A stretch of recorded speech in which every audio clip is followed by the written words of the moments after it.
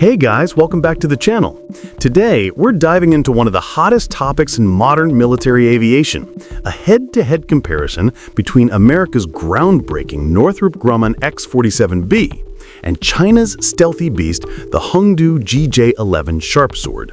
These are two of the world's most advanced flying-wing stealth UCAVs, and yeah, they look insanely similar at first glance. But under the skin, one's a retired tech demonstrator that changed the game, and the other is actively deploying and flying in formations with J-20 fighters right now in 2025. Let's break it down spec by spec and see who comes out on top.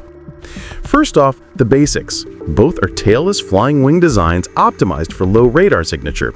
No vertical tails, smooth blended bodies, dorsal air intakes, and internal weapon bays to keep that stealth profile clean.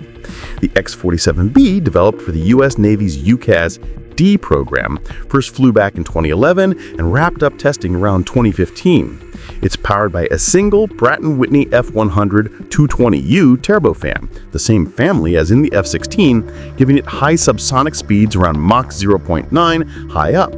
Wingspan is a massive 62 feet, almost 19 meters, with wings folded down to about 31 feet for carrier storage, length around 38 feet, and it weighs in at about 44,000 pounds max takeoff. Payload up to 4,500 pounds in two internal bays, think precision bombs or missiles.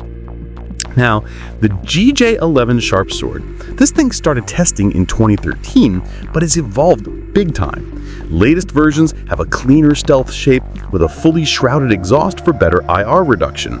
It's smaller overall, wingspan about 14 meters, 46 feet, length around 10 to 12 meters, powered by a single WS-13 turbofan, non-afterburning.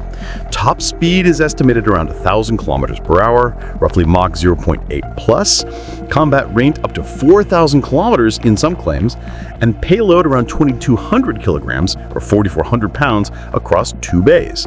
Very similar weapon capacity despite the smaller size. It's lighter and more compact, which makes sense for land-based ops or future carrier or amphibious ship use. Stealth-wise, both are low observable kings in their era. The X-47B pioneered a lot of the shaping and materials we see today, with radar-absorbing coatings and that cranked kite planform. The GJ-11 looks heavily inspired, some say straight up influenced, but China refined it with better exhaust shielding and possibly advanced composites. Hard to say who's stealthier without classified RCS numbers, but the GJ-11's newer design might have a slight edge on paper, especially against modern radars. The real killer feature on the X-47B, it was built from day one for aircraft carrier operations. This thing did autonomous catapult launches, arrested landings, touch and goes, and even the world's first unmanned aerial refueling, all on real U.S. carriers like the Bush and Truman. Foldable wings, reinforced landing gear for deck impacts, corrosion resistant for saltwater. It proved unmanned jets can seamlessly mix with manned fighters on a carrier deck. Insane milestones that no one else has matched yet.